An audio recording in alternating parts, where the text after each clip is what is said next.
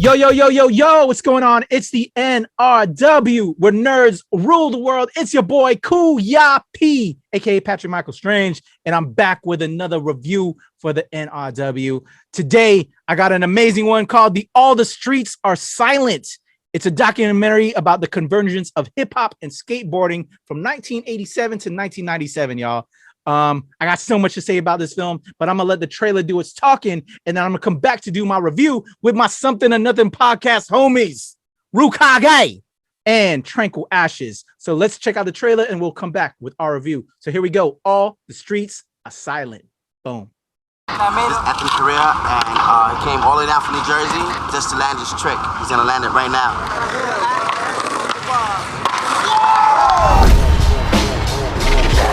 None of us ever set out to make anything. We were just a group of friends. We were just dingy kids with skateboards. Yeah. But that little connection of people being together is what exploded and affected the rest of the world.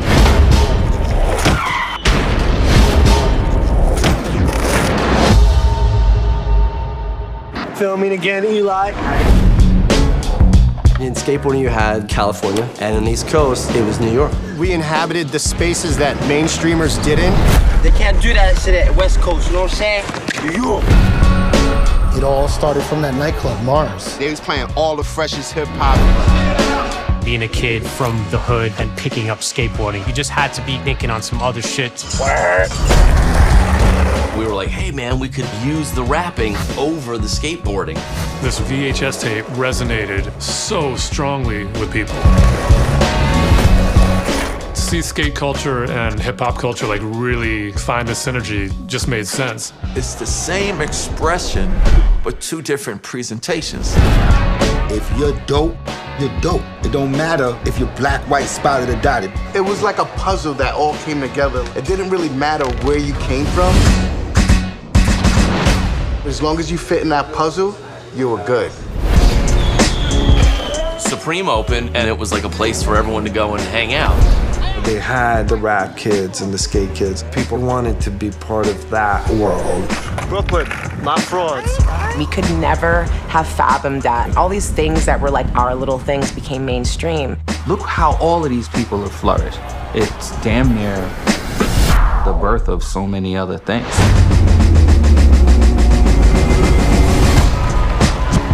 All of that talent that came out of that came from a small, dedicated group of loving individuals. Shit wouldn't be that fly if it wasn't for that skater kid that you'd probably yell at right now. Sunrise in my eyes, time flies. Pick a book up and read, now I'm wise. Boom! There you go. All the streets are silent. The convergence of hip hop and skateboarding on the screen on my Something or Nothing podcast homies, Tranquil Ashes and Rukage. What's up, family? How y'all doing today? Good. As always, blessed. All right. Yes. All right. Before we get into this review and talk about, kind of like what this is all about, I want to talk about hip hop because I'm a hip hop head. I know, Ru, we talked on the Something or Other podcast. You're a rapper.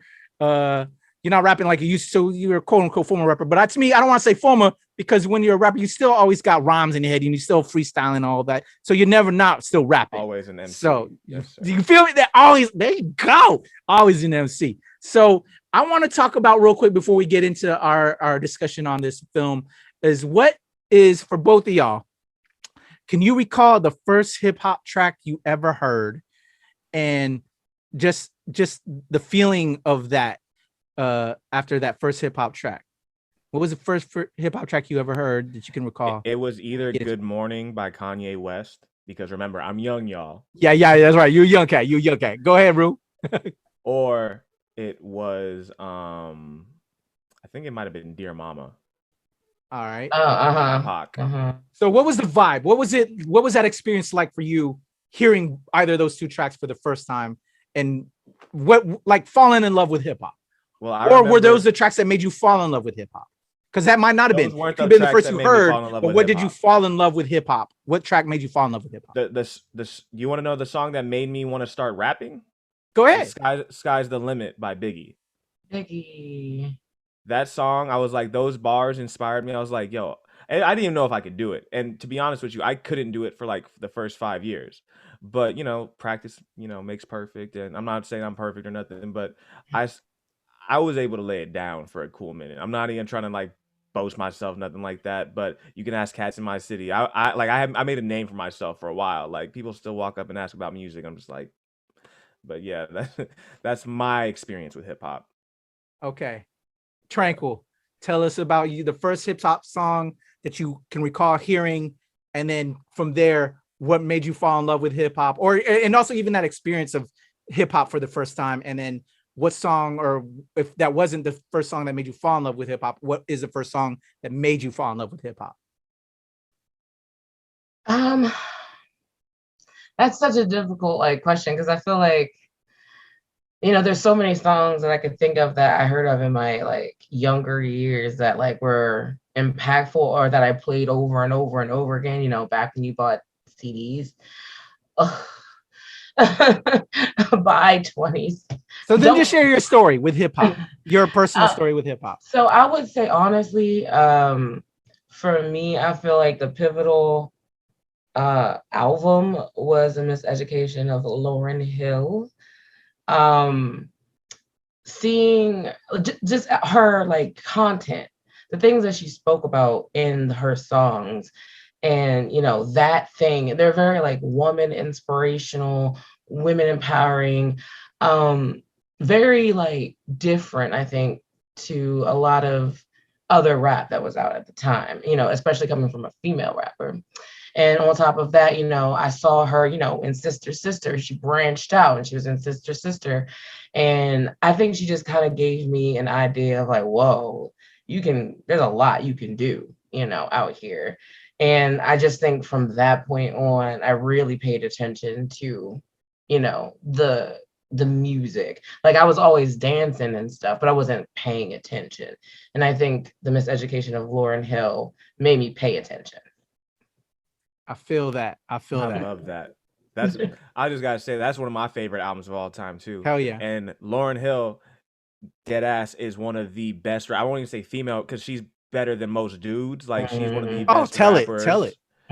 That especially for her era, there was no other female spitting bars like she was, that was as woke, and as she was just talking she was one of the dudes. She didn't give a fuck. That's why I love Lauryn Hill. I actually saw her for my birthday a couple years back in concert. Nice. She did with Nas. She had the Fugees out with. It was a big old thing. It was nice. Yeah, that would have been a nice combo. Mm-hmm. Dope. Oh yeah. All right, so for me, y'all know I'm the old head. I'm gonna date myself like a motherfucker. So, I grew up in the 80s. And I remember, getting books out the library talking about hip hop, when rap first started. Sugar Hill Gang, Kool Herc, Grandmaster Flash, and the Furious Five. I was in that time where we would take cardboard boxes, cut them jokers out, roll them out, and then spray paint that joint to make ourselves our dance floor, mimicking what they were doing in the Bronx. This was pre-West Coast, Biggie, all that stuff, man. I was in that type of period where it was all about dancing. We had Breakin', I think was the big movie that kind of explored that time period, and hip hop. Was Breakin' 1 and 2, and there's another film that was really instrumental in hip hop at that time in rap. But I think the first hip hop rap track that was really big out there, I wouldn't say it made me fall in love with hip hop, but early that I can remember was Run DMC partnered with Aerosmith to do, oh my God, now the song is escaping me. Dream On. What was it called? Dream On. No, not Dream On. It was Run DMC. It ain't Dream On. And right. Aerosmith. It's Walk This Way. Walk This Way. Yes. Walk This Way was already an Aerosmith track, but then they decided to mix Run DMC with it. But to me, that's still the commercial introduction of hip hop, and started the movement of hip hop taking an even bigger pop culture space. If you dig further into it, there was a track by the Fat Boys and the Beach Boys called Crushin', where they kind of along the same line. It came out the same time that Walk This Way track came out, but it was the Fat Boys and the Beach Boys on a track called Crushin'. No, it was called Wipeout. They did a track and that became popular. And so the very first hip hop tape I ever purchased was a tape, y'all, before pre-CDs shit. And it was the Crushin' album. And then at that time, I think the Fat Boys came out with a film about themselves called Disorderlies, and it had their music and everything. So like at that time, hip hop was all about just dancing and vibing and community. And that's when I just fell in love with hip hop. And then because I'm on a whole head, I got to see this evolution with LL Cool J, with Big Daddy Kane. Those were like my very early favorites. And then Rakim, and then just that movement and seeing the East Coast the West Coast start to pick up because the NWA with Dr. Dre, because Dr. Dre used to be part of the Wrecking Crew. He was a DJ, and then he started getting into like the gangster hip hop with Eazy-E and all that. Just so I've lived through, and I'm blessed to have seen that evolution of hip hop. So this documentary, now to go into the documentary with you all, was such a delight, man. I'm in love with this fucking documentary. So you're gonna hear me nothing but gush about this whole documentary. So I'm gonna throw it back to let me throw it back to Rue, and then I'll go to Anita. So thoughts about this? It's essentially how hip hop and popular culture with the street skateboarding culture kind of melded. That to me is what I think just this whole element of film is, hip hop being a very multicultural POC form, but the skateboarding culture, the white side, the popular culture aspect of it, how that intertwined with the hip hop, and it became such a universal pop culture, mega crusher that everybody is now into hip hop, but how it got interplayed. And this documentary clearly illustrates that fact. Rue, go ahead, kick it off. In regards to this story. Documentary is like a lifesaver for me because it makes me feel and reminds me of things that I haven't felt in a long time. Like I really do love hip hop. You know what I mean? Like I love every aspect from graffiti to be like breakdancing, like skate. And it's crazy because I didn't even really know until a couple years back that skateboarding was originally part of hip hop at the beginning. A lot of people thought it came when Tyler the Creator came on the scene and like that whole Odd Future thing, because that's them new cats. I am part of that generation, so I was sadly mistaken as well. Not sadly, but I was enlightened, and I had no idea. I mean, yeah, I knew about Supreme and all that, and this documentary like heavily discusses about that as well. And Eli Gessner is like, I'm not gonna front like I just didn't read his name because I had to remember, but it's like Eli Gessner is part of like all transition of hip hop. And this documentary really shows that, whether it be Supreme or Zoo York or him just like video recording all types of rappers in a basement rapping that we would have never seen this like amazing like footage. I saw Busta Rhymes spit bars in this documentary, and I've never liked Busta Rhymes, but he was spitting bars. And I'm not saying like this to Busta Rhymes, mad respect to him and his career, but it's just like I grew up in a generation where Busta Rhymes was not cool to listen to because he was putting out like, but just to see that this is like what hip hop used to be. And I just love seeing raw footage of like basement rap in the 80s and everything, And there was also different types of aspects of like the club scene in New York specifically, because I also, like, not knowing any of this is all new to me, is like I didn't know that hip hop wasn't played in clubs regularly at some point. It was seen as violent, and I didn't know that. What club can you go to in today where you don't hear hip hop? You don't. It's hard to hear other music actually, but yeah, I thought it was really cool.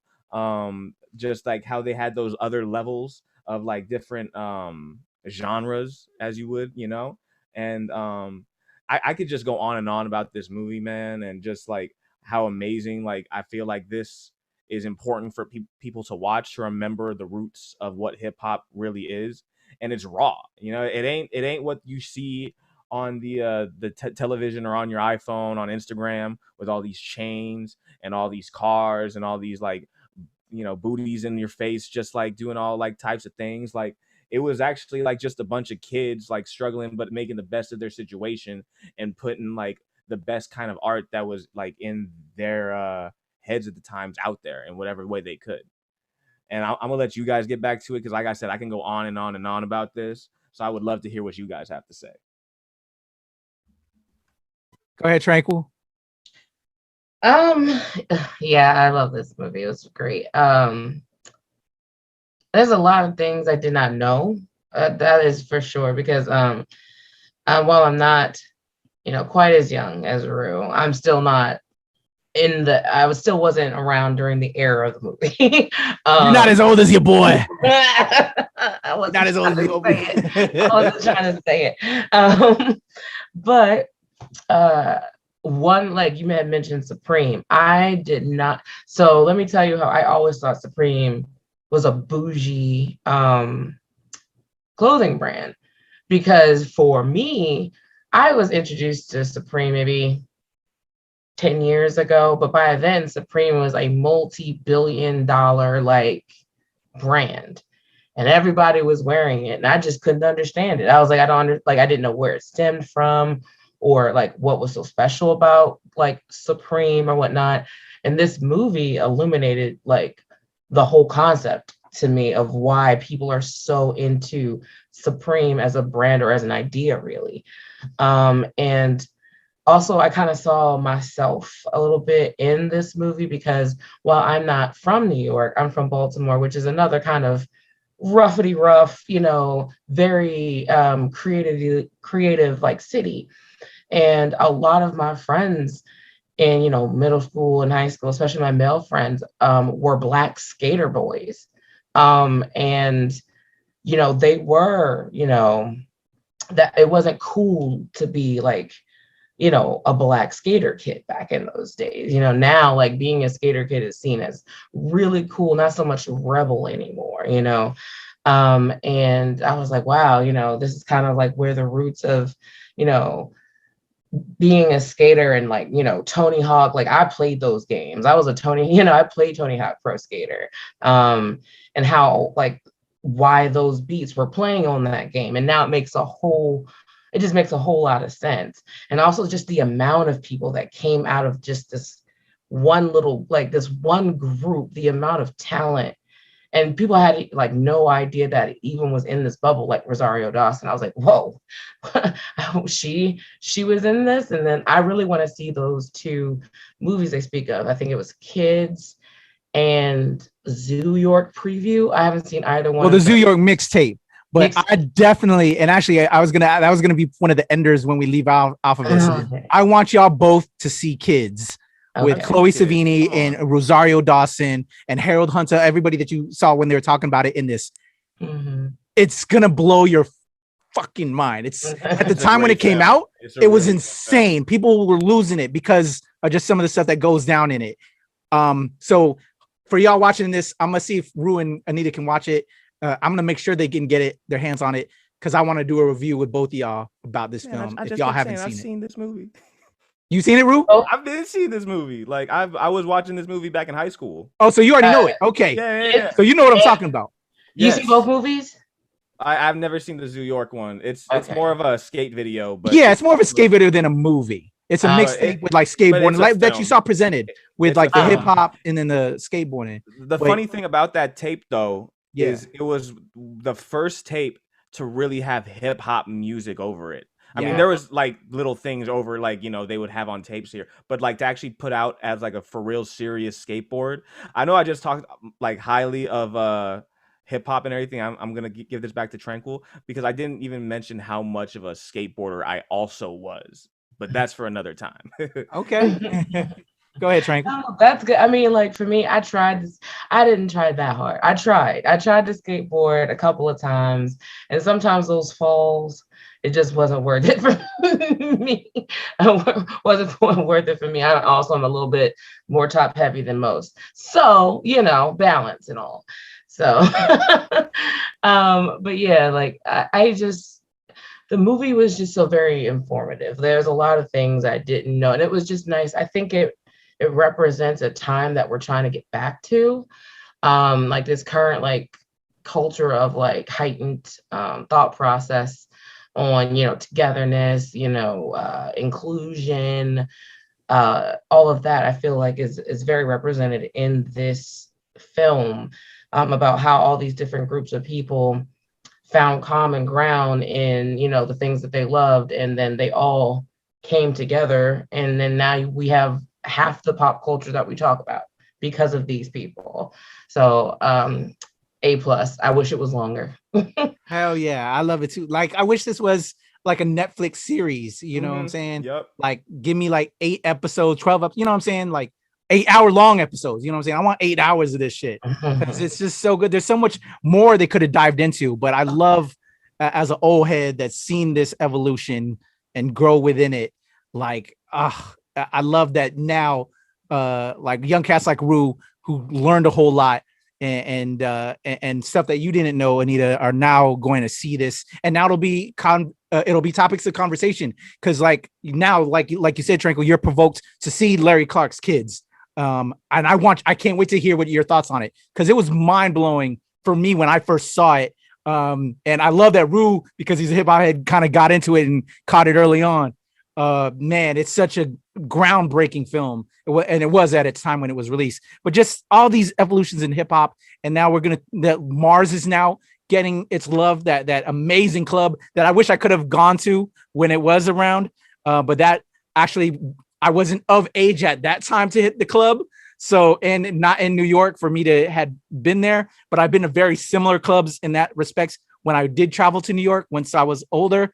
But to know that Yuki Watanabe, how the Asians were into that mix and how he was represented, and just all that, again, that mix of cultures from the hip hop to the skateboarders to the club promoters to the college radio cats like Bobbito and Stretch Armstrong, that now people are learning about those cats and how instrumental they were prior to like the Breakfast Club, if you will. Just how like just some of these sources of hip hop were out there. Like I want more. Like I can talk on forever on this, but it was an amazing documentary, and to me is a must see. And I don't know much further how we can do, like, you know, like we do on other reviews where we break down the story and the characters. This had so many cameos. What did y'all think with like some of the seeing like Jay-Z with his mentor Jazzo?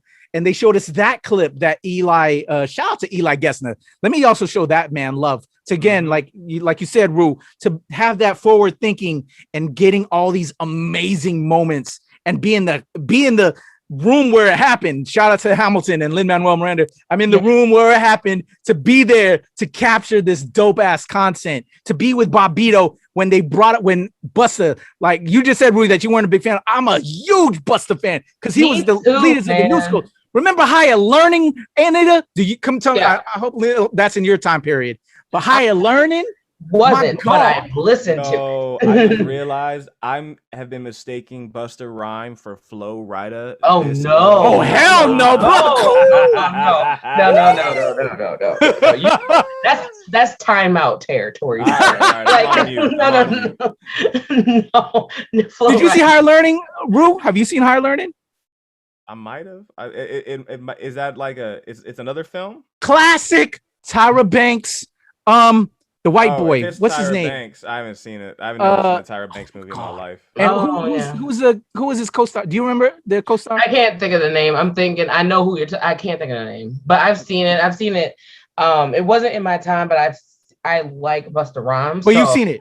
Oh yeah, I've seen it. Omar Epps, Tyra Banks were the couple. Ice Cube was in it, but Michael Rappaport was yeah. He can be problematic sometimes, but he's a New York cat. But you know what I'm saying? He was amazing in that. But that's going to be, I need you to see that film, Rue. We're going to need to do a review, a classic film review on Higher Learning. That's your homework. And Kids. All right, I'll do it. And Anita, your homework is to see Kids. I will definitely watch Kids. I mean, I feel like the Stretch Armstrong and is it Bobbito? Bobbito. Puerto Rico. Yes. I think that's probably for me like the precursor to like Sway Lee, all of that, like show and all that. Like it's very like where they got like the formula to to see, make sure how that worked. It's very cool. It was also sad. Yeah. It was also sad because Harold, I was like, Harold Hunter. Man. Yeah. I love that they showed him love. Me too. Yeah. Me too. You seem like someone But who- yeah, I think I mean I love New York as a city, and I would have loved to see New York like that. I've never seen New York like that. I've seen New York as like pretty much New York is now. Very, money, big, big and shiny and bright. But I would have loved to do a pre, 9/11 New Year's Eve in New York City. I think that would have been really cool. Yeah. What are some of your other thoughts, man? Can I just say that this documentary brought back a word that I haven't heard in over 10 years, and I hope to whatever is out there that made all this bring this word back is poser. I wish we bring the word poser back because there needs some people that need to hear it. Well, let me tell you, it's crazy you bring that up. I'm assuming you haven't seen the new Black Widow film.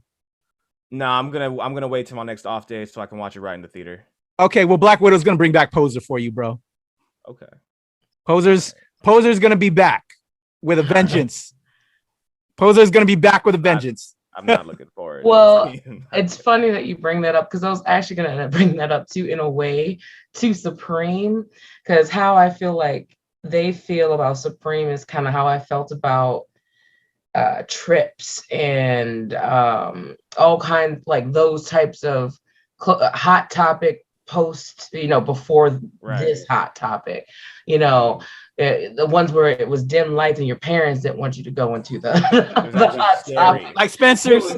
It was scary. Everybody wore black. There was nothing really, if there was a color in there, it was probably red or blue. And that was about it, maybe like silver, because, you have to rock your chains and your spikes because like, what are you doing if you're not doing that? But yeah, like, so during that time where like you had to be into it to go get those, those trips and that gear and all that other stuff. And like a mix of what you were saying before about the collabs, like Jay-Z and Linkin Park was a big collab moment, in like my time frame where it was like, two different genres, but kind of coming from the same point of view together. I mean, that was a hit. Like that whole collab was a big thing. Rest in peace, Chester. Yep. But yeah, so like I understand what you mean by the concept of poser. I think it's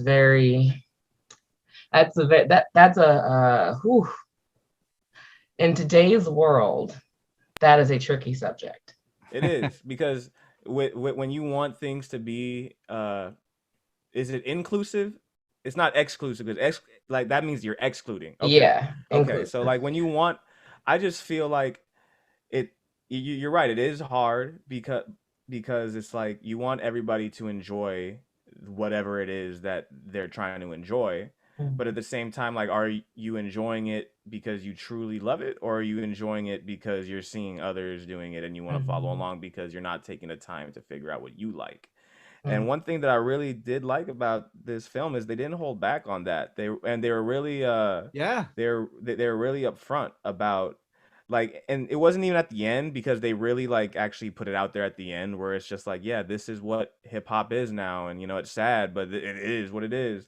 But they were even talking about it in the beginning when it was talking about the club scenes where it's like, oh yeah, all like, hip hop back then became more mainstream and, all different types of cats came in and it kind of ruined the party for everyone because people were coming through that, generally weren't like the folks that actually appreciated the culture for what it was. And to be honest, it's not that I don't want anybody to ever not be a part of any kind of culture that you resonate with. But that's the thing is like, I just want you to resonate with it. Like be a part of where you feel like you belong. And that's hard in this kind of world right now when you're all trying to figure out where we belong when everything's like so different and like things are changing day by day. But I still believe it's still pretty possible, like you can find what's for you out there. Yeah. Like I'm sure y'all felt, especially when the one young girl who was saying she was skateboarding, right? And all of a sudden there was this other chick that she came skateboarding by who was dressed in head to toe in gear, right? Like you should understand what it's all about because she was supremed out of something and she kind of just came through with a skateboard and chick was like, oh, like what the hell? Like I felt that in my soul. Like you should know, like this shouldn't surprise you if you're in this environment and you rocking the gear, like know it, you know what I'm saying? Live it. So man, I just love this documentary, and I love that we're having this opportunity to talk about hip hop because I'm such a hip hop head. What I want to leave out before we go, and I know you were getting ready to say something, Tranquil, is and if you can tag this with what you're getting ready to say, is if they were to do like a follow-up or do additional, you know, outside of this documentary, like what would you want to see or get more information on? Because like I said, this would have been amazing as like a Netflix series. Give us like an hour expanded, you know, for like 8 episodes, 12 episodes. Shit, I could do 24. I got so much like hip hop knowledge in me that like, man, that I think the world, more knowledge should be out there on what was given to the world and the community through hip hop. Mm-hmm. So go ahead, Tranquil. I'm sorry. No, you good. No, I was just saying like, I think for me, if I were to make this into, it would have to be a series. I don't think, or maybe even like filming Breakfast Club kind of thing. It would have to be multiple episodes of whatever, because if you just think about the cameos alone in that film, just the hip hop head, just the DJs also, and all of that.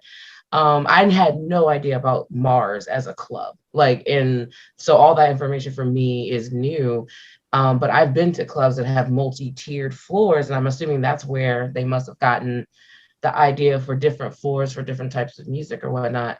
But I would want like the point of view of Busta Rhymes from when he was, you know, at Mars, and then at, you know, Stretch Armstrong's radio station, Jay-Z's as well, you know, just to see how different, I'm sure how different they were.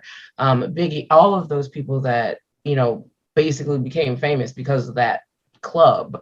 I would like to see their side of that whole generation, which would be like a 24 or maybe like multi-seasoned show. I think that people would be really interested in watching.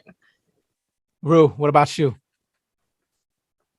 Man, I could see them doing 8 to 10 episodes, 52 minutes each, and each can be a different, you know, it doesn't have to be chronological, doesn't have to be, I mean, it could just be different segments of like, because there's so much, there is like 50 plus years of history that goes into it, because you don't even realize that the genres that came from hip hop that made what it was when it was just like house parties in the Bronx in the like the mid to like the early to mid 70s, and it was just like somebody scratched their mom's turntable. Breaking Days. And I just remembered, I just want to tag in. Remember I started trying to figure out the movies, Breaking 1 and 2, and Crush Groove.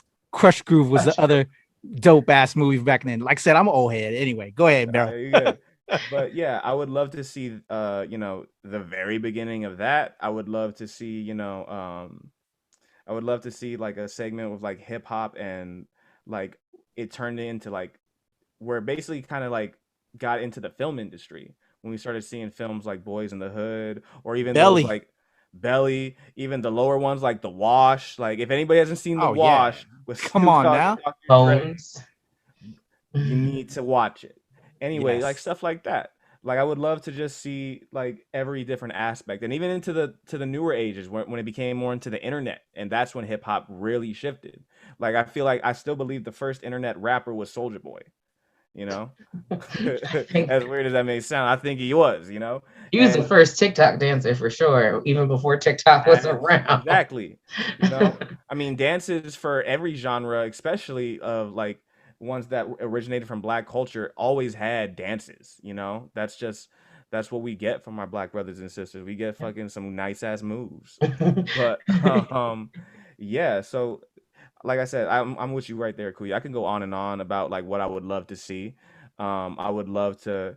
I mean, if I could get one interview from somebody that's still around that I feel like we don't really get to hear a whole lot out of their opinion on like stuff out now. I was gonna say Doom, but he just passed. Probably like wow, I'm spaced on his name right when I was thinking on him. That's terrible. I know he's a producer. It's Electric. If it comes back to me, it comes back to me. No But either worries. way, Yeah, no, man. I would just love to see just different types of people's, from not just rappers, like graffiti artists. I would love to see Mm-hmm. Nah, I that feel that. aspect because yeah, there's so many different viewpoints of like how hip hop came up from so many different origins. It'd be dope if they had an episode where it was like what hip hop was internationally when it was coming Oh, up. totally. Yeah, and there's Where, some like, dope international artists. There was a That's what I'm series that saying. was, I forgot which channel, that I would highly recommend, that was pretty good. I know which one you're talking about. That- yeah, there was a couple that was out there that kind of gave you like the East Coast, West Coast, Southern, the Texas with the the slurp, scissor. They're in The shopping Atlanta. crew. You know what I'm saying? So there's some other great pieces that are out there, but to show the light on All the Streets Are Silent, though, that kind of showed to me the originators with New York and the Bronx and the skateboarding merging of cultures, and just how all of that that combination can be fucked with. That just so much grew out of that, and the superstars that were a part of that from the birth was just outstanding. So this was to me a must see. And I guess I would echo that from all y'all as well. This is a must see documentary. Y'all gotta check it out July 23rd. Super dope. I can't wait. I hope that they could do more. I hope there's an Eli Gessner. Personally, to go back answer my own question, I would hope that there was an Eli Cat in the Bay Area because to me the West Coast movement really kind of blossomed with cats like Dr. Dre, because Dr. Dre was a DJ, part of the world famous Wrecking Crew, and you had what's the Filipino rapper Qbert? Yeah, Qbert in LA or the Bay Area, but like you had these West Coast DJs that made it, that were taking all this stuff from the East Coast, from the New York, from the Bronx, spinning it on the West Coast, that then would later birth the West Coast movement and the West Coast rap. But it started with rappers, with DJs like Qbert, like Dr. Dre, and I'm losing it like Rue is on some of the other big DJs. Go ahead. Quick, DJ Quick. But you know what I'm saying? But just the West Coast DJs helped build the rap. It started out in the East Coast, but then if it wasn't for the West Coast DJs to bring that movement there, and then for the West Coast to find its own voice with hip hop, with Ice-T, with Ice Cube, to bring up, and then later on with Snoop, and then later end up, you know what I'm saying? I want to see the West Coast side of this. You know what I'm saying?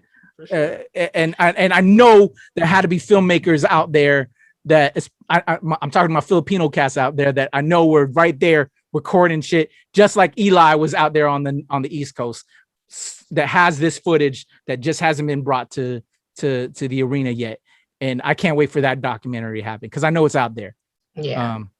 There's too many. I know, speaking for myself as a Filipinos that were right there recording with these other Filipino DJs, because Filipinos were instrumental with the West Coast scene. I think that's where we really made our statement within hip hop.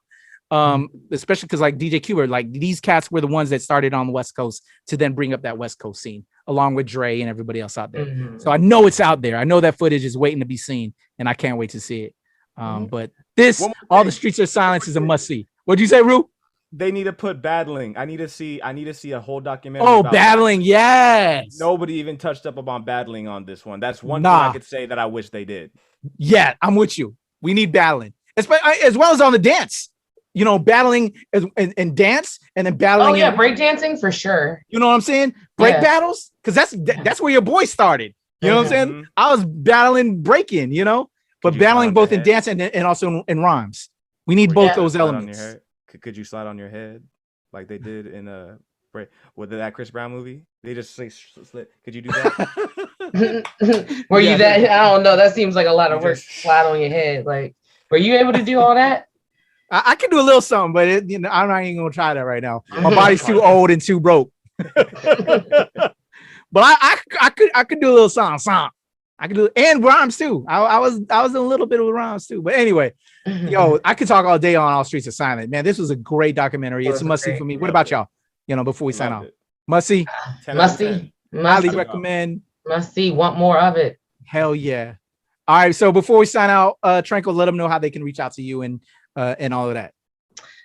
Tranquil Ashes on all platforms, Instagram, Twitter, Facebook. Working on some crafts and some cosplays, going to my first convention, BlurCon, this week with your boy Kuya. So you'll hear more about that soon. And yeah, other than that, I'll just be working behind the scenes at your room. You all can find me on Instagram and Twitter, acting like a fool, at ROOHKAGE. That is at Rukage. I got a podcast with these lovely people twice a month on the Something or Nothing podcast. I also have another podcast with my boy Mike, the Open Mic podcast. That comes out once a month. That you can find that on any, where all podcasts are basically podcasted. So, yeah, that's where you can find me at. Hell yeah. Make sure y'all follow Rue and Tranquil, man. I love them both immensely. Open Mic Podcast, the Something to Nothing podcast, man. Show them love. And then the soon to be Tranquil Ashes podcast. I got to get up on her because, yeah, we're supposed to have made that happen right now, but it ain't happened yet. But we're going to make that happen, Tranquil. So anyway, I got nothing but love for you. So follow my family. You see him on the screen. Your boy Kuya P. You can follow me at Strange Since 1977, as well as at Temple Far East. One of those is Twitter, one of those is IG. Also at the Nerds of Color, where I give you pop culture from the POC perspective, as well as Show Pal Show, where I represent with my Filipinx people. And over here at the NRW, also at Nerdy Wednesday, where nerds rule the world. Anita, Tranquil Ashes, Rukage, your boy Kuya P. All the streets are silent, but don't let it be silent no more. Tell everyone to go see All the Streets of Silence because it is a must see. I love it, and I want more, y'all. Yeah. Out here. Deuces.